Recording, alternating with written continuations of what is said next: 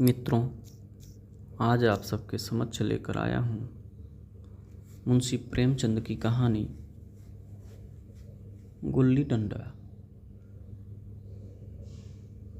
गुल्ली डंडा हमारे अंग्रेजी दोस्त माने या न माने, मैं तो यही कहूँगा कि गुल्ली डंडा सब खेलों का राजा है। अब भी कभी लड़कों को गुल्ली डंडा खेलते देखता हूँ तो जी लोटपोट हो जाता है कि इनके साथ जाकर खेलने लगूं। न लान की ज़रूरत, न कोर्ट की, न नेट की, न थापी की। मज़े से किसी पेड़ से एक टहनी काट ली, गुल्ली बना ली और दो आदमी भी आ गए तो खेल शुरू हो गया। विलायती खेलों में सबसे बड़ा ऐब है कि उसके सामान महंगे होते हैं। जब तक कम से कम 1 सैकड़ा न खर्च कीजिए, खिलाड़ियों में शुमार ही नहीं हो पाता। यहाँ गुल्ली डंडा है कि बिना हर्र फिटकरी के चोखा रंग देता है। पर हम अंग्रेजी चीज़ों के पीछे ऐसे दीवाने हो रहे हैं कि अपनी सभी चीज़ों से अरुचि हो गई। स्कूलों में हर एक लड़के से 3-4 रुपए सालाना केवल खेलने की फीस ली जाती है। किसी को यह नहीं सोचता कि भारतीय खेल खिलाएं जो बिना दाम कौड़ियों के खेले जाते हैं। अंग्रेजी खेल उनके लिए हैं जिनके पास धन है। गरीब लड़कों के सिर क्यों यह व्यसन मढ़ते हो? ठीक है, गुल्ली से आँख फूट जाने का भय रहता है, तो क्या क्रिकेट से सिर फूट जाने, तिल्ली फट जाने, टांग टूट जाने का भय नहीं रहता? अगर हमारे माथे में गुल्ली का दाग आज तक बना हुआ है तो हमारे कई दोस्त ऐसे भी हैं जो थापी को बैसाखी से बदल बैठे। यह अपनी अपनी रुचि है। मुझे गुल्ली ही सब खेलों से अच्छी लगती है और बचपन की मीठी स्मृतियों में गुल्ली ही सबसे मीठी है। वह प्रातःकाल घर से निकल जाना, वह पेड़ पर चढ़कर टहनियाँ काटना और गुल्ली डंडे बनाना, वह उत्साह, वह खिलाड़ियों के जमघट, वह पदना और पदाना, वह लड़ाई झगड़े, वह सरल स्वभाव जिससे छूत अमीर गरीब का बिल्कुल भेदभाव न रहता था, जिसमें अमीराना चोचलों की, प्रदर्शन की, अभिमान की गुंजाइश ही न थी। यह उसी वक्त भूलेगा जब घर वाले बिगड़ रहे हैं, पिताजी चौके पर बैठे वेग से रोटियों पर अपना क्रोध उतार रहे हैं। अम्मा की दौड़ केवल द्वार तक है, लेकिन उनकी विचारधारा में मेरा अंधकारमय भविष्य टूटी हुई नौका की तरह डगमगा रहा है और मैं हूँ कि पदाने में मस्त हूँ। न नहाने की सुध है, न खाने की। गुल्ली है तो जरा सी, पर उसमें दुनिया भर की मिठाइयों की मिठास और तमाशों का आनंद भरा हुआ है। मेरे हमजोलियों में एक लड़का गया नाम का था। मुझसे 2-3 साल बड़ा होगा। दुबला, बंदरों की सी लंबी लंबी पतली पतली उंगलियाँ, बंदरों की सी चपलता, वही झल्लाहट। गुल्ली कैसी ही हो, पर इस तरह लपकता था जैसे छिपकली कीड़ों पर लपकती है। मालूम नहीं उसके माँ बाप थे या नहीं, कहाँ रहता था, क्या खाता था, पर था हमारे गुल्ली क्लब का चैंपियन। जिसकी तरफ वह आ जाए उसकी जीत निश्चित थी। हम सब उसे दूर से आते देख उसका दौड़कर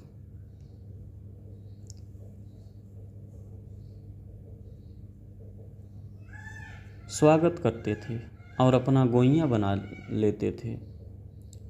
एक दिन मैं और गया 2 ही खेल रहे थे। वह पदा रहा था, मैं पद रहा था। मगर कुछ विचित्र बात है कि पदाने में हम दिन भर मस्त रह सकते हैं, पदना 1 मिनट का भी अखरता है। मैंने गला छुड़ाने के लिए सब चालें चली। जो ऐसे अवसर पर शास्त्र विहित न होने पर भी क्षम्य है। लेकिन गया अपना दांव लिए बगैर मेरा पिंड न छोड़ता था। मैं घर की ओर भागा। अनुनय विनय का कोई असर न हुआ था। गया ने मुझे दौड़कर पकड़ लिया और डंडा तान कर बोला, मेरा दांव देकर जाओ। पदाया तो बड़े बहादुर बन के, पदने के बेर में क्यों भागे जाते हो? तुम दिन भर पदाओ और मैं दिन भर पदता रहूं? हाँ, तुम्हें दिन भर पदना पड़ेगा। न खाने जाऊं न पीने जाऊं? हाँ, मेरा दांव दिए बिना कहीं नहीं जा सकते। मैं तुम्हारा गुलाम हूँ? हाँ, मेरे गुलाम हो। मैं घर जाता हूँ, देखूँ मेरा क्या कर लेते हो। घर कैसे जाओगे? कोई दिल लगी है? दांव दिया है, दांव लेंगे। अच्छा, कल मैंने अमरूद खिलाया था, वह लौटा दो। वह तो पेट में चला गया, निकालो पेट से। तुमने क्यों खाया मेरा अमरूद? अमरूद तुमने दिया तब मैंने खाया, मैं तुमसे मांगने न गया था। जब तक मेरा अमरूद न दोगे मैं दांव न दूंगा। मैं समझता था न्याय मेरी ओर है। आखिर मैंने किसी स्वार्थ से ही उसे अमरूद खिलाया होगा। कौन निस्वार्थ किसी के साथ सलूक करता है? भिक्षा तक तो स्वार्थ के लिए देते हैं। जब गया ने अमरूद खाया तो फिर उसे मुझसे दांव लेने का क्या अधिकार है? रिश्वत देकर तो लोग खून पचा जाते हैं। यह मेरा अमरूद यूं ही हजम कर जाएगा। अमरूद पैसे के 5 वाले थे, जो गया के बाप को भी नसीब न होंगे। यह सरासर अन्याय था। गया ने मुझे अपनी ओर खींचते हुए कहा, मेरा दांव देकर जाओ। अमरूद समरूद मैं नहीं जानता। मुझे न्याय का बल था। वह न्याय पर डटा हुआ था।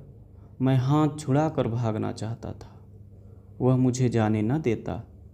मैंने उसे गाली दी, उसने उससे कड़ी गाली दी, और गाली ही नहीं, एक चाटा जमा दिया। मैंने उसे दांत काट लिया, उसने मेरी पीठ पर डंडा जमा दिया। मैं रोने लगा। गया मेरे इस अस्त्र का मुकाबला न कर सका। मैंने तुरंत आंसू पोंछ डाले, डंडे की चोट भूल गया और हंसता हुआ घर जा पहुंचा। मैं थानेदार का लड़का, एक नीच जात के लौंडे के हाथों पिट गया। यह मुझे उस समय भी अपमानजनक मालूम हुआ, लेकिन घर में किसी से शिकायत न की। उन्हीं दिनों पिताजी का वहाँ से तबादला हो गया। नई दुनिया देखने की खुशी में ऐसा फूला कि अपने हमजोलियों से बिछुड़ जाने का बिल्कुल दुख न हुआ। पिताजी दुखी थे। वह बड़ी आमदनी की जगह थी। अम्मा जी भी दुखी थीं।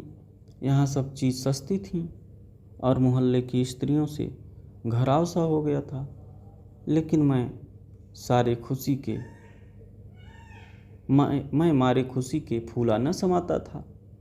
लड़कों में जीत उड़ा रहा था। वहाँ ऐसे घर थोड़े ही होते हैं। ऐसे ऐसे ऊंचे घर हैं कि आसमान से बातें करते हैं। वहाँ के अंग्रेजी स्कूल में कोई मास्टर लड़कों को पीटे तो उसे जेहल हो जाए। मेरे मित्रों की फैली हुई आंखें और चकित मुद्रा बतला रही थी कि मुझसे उनकी निगाह में कितनी स्पर्धा हो रही थी। मानो कह रहे थे, तू भगवान हो भाई। जाओ, हमें तो इसी उजड़ ग्राम में जीना भी है और मरना भी। 20 साल गुजर गए। मैंने इंजीनियरिंग पास की और उसी ज़िले का दौरा करता हुआ उसी कस्बे में पहुंचा और डाक बंगले में ठहरा। उस स्थान को देखते ही इतनी मधुर बाल स्मृतियाँ हृदय में जाग उठीं कि मैंने छड़ी उठाई और कस्बे की सैर करने निकला। आंखें किसी प्यासे पथिक की भांति बचपन के उन क्रीड़ा स्थलों को देखने के लिए व्याकुल हो रही थीं, पर उस परिचित नाम के सिवा वहाँ और कुछ परिचित न था। जहाँ खंडहर था वहाँ पक्के मकान खड़े थे। जहाँ बरगद का पुराना पेड़ था वहाँ अब एक सुंदर बगीचा था। स्थान की काया पलट हो गई थी। अगर उसके नाम और स्थिति का ज्ञान न होता तो मैं उसे पहचान भी न सकता।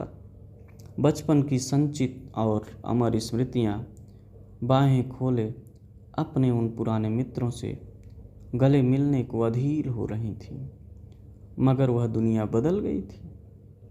ऐसा जी होता था कि उस धरती से लिपट कर रोऊं और कहूं, तुम मुझे भूल गई? मैं तो अब भी तुम्हारा वही रूप देखना चाहता हूँ। सहसा एक खुली जगह में मैंने 2-3 लड़कों को गुल्ली डंडा खेलते देखा। एक क्षण के लिए मैं अपने को बिल्कुल भूल गया कि मैं एक ऊंचा अफसर हूँ, साहसी ठाठ में, रौब और अधिकार के आवरण में। जाकर एक लड़के से पूछा, क्यों बेटे, यहाँ कोई गया नाम का आदमी रहता है? एक लड़के ने गुल्ली डंडा समेट कर सहमे हुए स्वर में कहा, कौन गया? गया चमार। मैंने यूं ही कहा, हाँ हाँ वही। गया नाम का कोई आदमी है तो शायद वही हो। हाँ है तो, जरा उसे बुला सकते हो? लड़का दौड़ता हुआ गया और एक क्षण में एक 5 हाथ के काले देव को साथ लिए आता दिखाई दिया। मैं दूर से ही पहचान गया।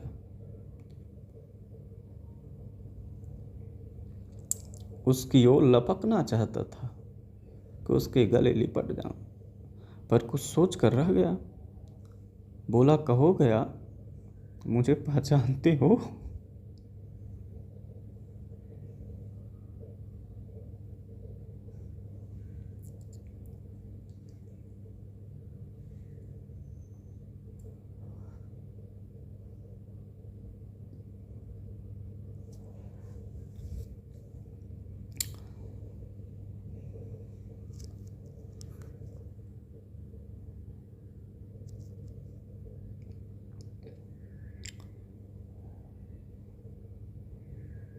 गया ने झुक कर सलाम किया। हाँ मालिक, भला पहचानूंगा क्यों नहीं। आप मज़े में हो? बहुत मज़े में। तुम अपनी कहो। डिप्टी साहब का साइस हूँ। मतई, मोहन, दुर्गा सब कहाँ हैं? कुछ खबर है? मतई तो मर गया, दुर्गा और मोहन दोनों डाकिया हो गए हैं। आप? मैं तो जिले का इंजीनियर हूँ। सरकार तो पहले ही बड़े जहीन थे। अब कभी गुल्ली डंडा खेलते हो? गया ने मेरी ओर प्रश्न भरी आंखों से देखा। अब गुल्ली डंडा क्या खेलूंगा सरकार, अब तो धंधे से छुट्टी नहीं मिलती। आओ आज हम तुम खेलें। तुम पदाना, हम पदेंगे। तुम्हारा एक दांव हमारे ऊपर है, वह आज ले लो। गया बड़ी मुश्किल से राजी हुआ। वह ठहरा टके का मजदूर, मैं एक बड़ा अफसर। हमारा और उसका क्या जोड़? बेचारा झेप गया था, लेकिन मुझे भी कुछ कम झेप न थी। इसलिए नहीं कि मैं गया के साथ खेलने जा रहा था, बल्कि इसलिए कि लोग इस खेल को अजूबा समझकर इसका तमाशा बना लेंगे और अच्छी खासी भीड़ लग जाएगी। उस भीड़ में वह आनंद कहाँ रहेगा। पर खेले बगैर तो रहा नहीं जाता। आखिर निश्चय हुआ कि दोनों जने बस्ती से दूर खेलेंगे और बचपन की उस मिठाई को खूब रस ले लेकर खाएंगे। मैं गया को लेकर डाक बंगले पर आया और मोटर में बैठकर दोनों मैदान की ओर चले। साथ में एक कुल्हाड़ी ले ली। मैं गंभीर भाव धारण किए हुए था, लेकिन गया इसे अभी तक मजाक ही समझ रहा था। फिर भी उसके मुख पर उत्सुकता या आनंद का कोई चिन्ह न था। शायद वह हम दोनों में जो अंतर हो गया था, यही सोचने में मगन था। मैंने पूछा, तुम्हें कभी हमारी याद आती थी गया? सच कहना। गया झेंपता हुआ बोला, मैं आपको याद करता हुजूर, किस लायक हूँ। भाग में आपके साथ कुछ दिन खेलना बदा था, नहीं मेरी क्या गिनती। मैंने कुछ उदास होकर कहा, लेकिन मुझे तो बराबर तुम्हारी याद आती थी। तुम्हारा वह डंडा जो तुमने तान कर जमाया था, याद है ना? गया ने पछताते हुए कहा, वह लड़कपन था सरकार, उसकी याद न दिलाओ।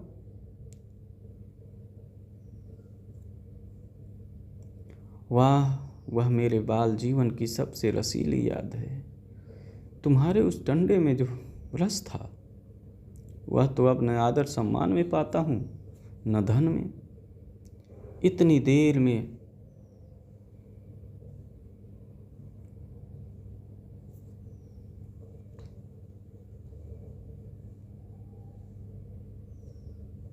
हम बस्ती से कोई 3 मील निकल आए। चारों तरफ सन्नाटा है। पश्चिम और कोसों तक भीमताल फैला हुआ है, जहाँ आकर हम किसी समय कमल पुष्प तोड़ ले जाते थे और उसके झुमक बनाकर कानों में डाल लेते थे। जेठ की संध्या केसर में डूबी चली आ रही है। मैं लपक कर एक पेड़ पर चढ़ गया और एक टहनी काट लाया। चटपट गुल्ली डंडा बन गया। खेल शुरू हो गया। मैंने गुच्ची में गुल्ली रख कर उछाली। गुल्ली गया के सामने से निकल गई। उसने हाथ लपकाया जैसे मछली पकड़ रहा हो। गुल्ली उसके पीछे जाकर गिरी। यह वही गया है जिसके हाथों में गुल्ली जैसे आप ही आकर बैठ जाती थी। वह दाहिने बाएं कहीं हो, गुल्ली उसकी हथेली में ही पहुंचती थी। जब से गुल्लियों पर वशीकरण डाल देता हो। नई गुल्ली, पुरानी गुल्ली, छोटी गुल्ली, बड़ी गुल्ली, नोकदार गुल्ली, सपाट गुल्ली, सभी उससे मिल जाती थी, जैसे उसके हाथों में कोई चुंबक हो, गुल्लियों को खींच लेता हो। लेकिन आज गुल्ली को उससे वह प्रेम नहीं रहा। फिर तो मैंने पदाना शुरू किया। मैं तरह तरह की धांधलियाँ कर रहा था। अभ्यास की कसर बेईमानी से पूरी कर रहा था। हुच जाने पर भी डंडा खेले जाता था। हालांकि शास्त्र के अनुसार गया की बारी आनी चाहिए थी। गुल्ली पर ओछी चोट पड़ती और वह जरा दूर पर गिर पड़ती तो मैं झटपट उसे खुद उठा लेता और दोबारा टाँड़ लगाता। गया यह सारी बेकायदगियाँ देख रहा था पर कुछ न बोलता था, जैसे उसे सब कायदे कानून भूल गए। उसका निशाना कितना अचूक था। गुल्ली उसके हाथ से निकलकर टन से डंडे से आकर लगती थी। उसके हाथ से छूटकर उसका काम था डंडे से टकरा जाना। लेकिन आज वह गुल्ली डंडे में लगती ही नहीं। कभी दाहिने जाती है, कभी बाएं, कभी आगे, कभी पीछे। आध घंटे पदाने के बाद एक गुल्ली डंडे में आ लगी। मैंने धांधली की, गुल्ली डंडे में नहीं लगी। बिल्कुल पास से गई लेकिन लगी नहीं। गया ने किसी प्रकार का असंतोष प्रकट नहीं किया। न लगी होगी। डंडे में लगती तो क्या मैं बेईमानी करता? नहीं भैया, तुम बेईमानी करोगे। नहीं भैया, तुम भला बेईमानी करोगे। बचपन में मजाल था कि मैं ऐसा घपला करके जीता बचता। यही गया गर्दन पर चढ़ बैठता। लेकिन आज मैं उसे कितनी आसानी से धोखा दिए चला जाता था। गया है, गधा है, सारी बातें भूल गया है। सहसा गुल्ली फिर डंडे से लगी और इतनी जोर से लगी जैसे बंदूक छूटी हो। इस प्रमाण के सामने अब किसी तरह की धांधली करने का साहस मुझे इस वक्त भी न हो सका। लेकिन क्यों न एक बार सबको झूठ बताने की चेष्टा करूं। मेरा हरज ही क्या है।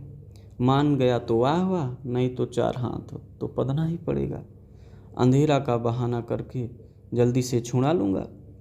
फिर कौन दांव देने आता है। गया ने विजय के उल्लास में कहा, लग गई लग गई। टन से बोली।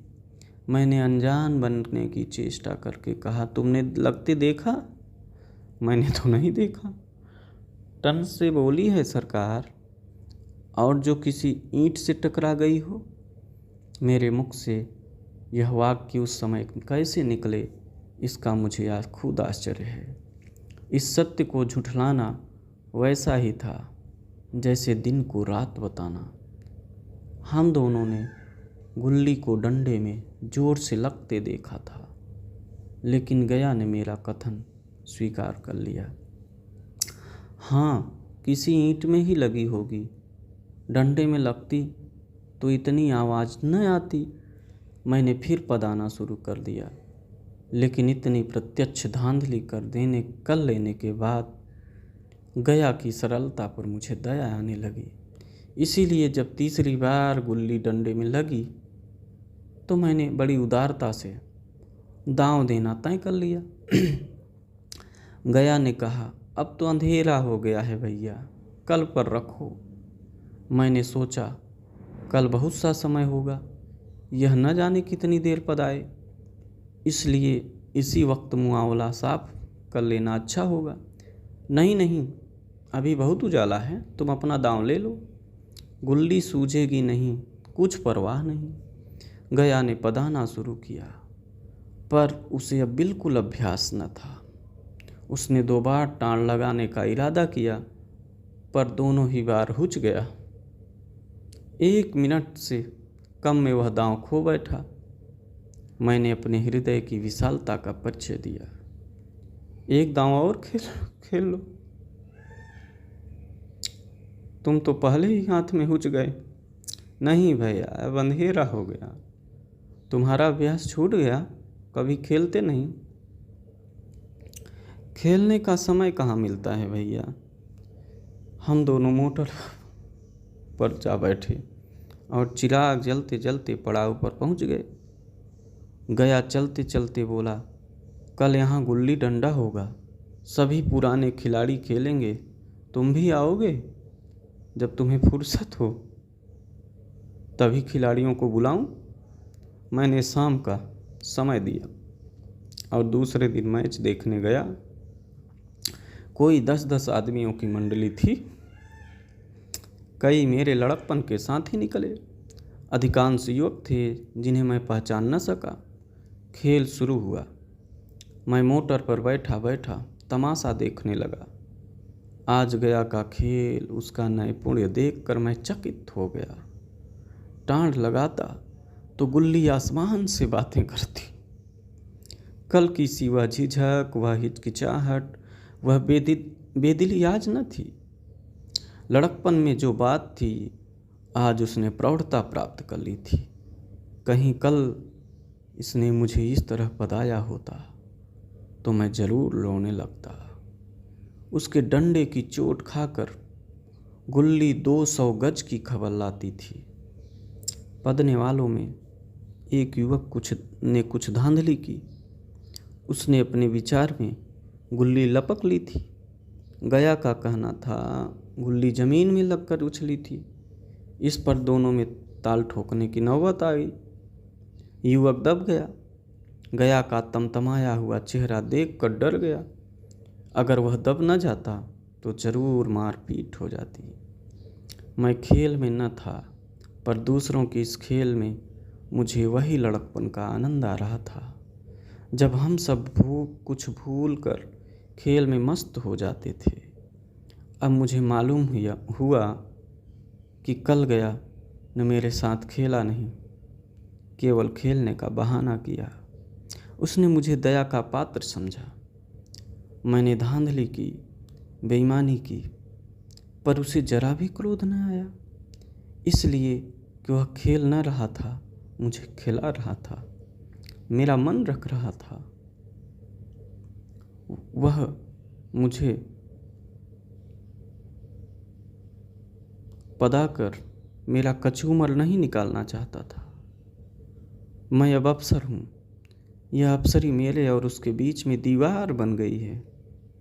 मैं अब उसका लिहाज पा सकता हूँ, अदब पा सकता हूँ, साहचर्य नहीं पा सकता। लड़कपन था तब मैं उसका समकक्ष था। यह पद पाकर अब मैं केवल उसकी दया योग्य हूँ। वह मुझे अपना जोड़ नहीं समझता। वह बड़ा हो गया है, मैं छोटा हो गया हूँ। बस मित्रों, इतनी सी थी कहानी।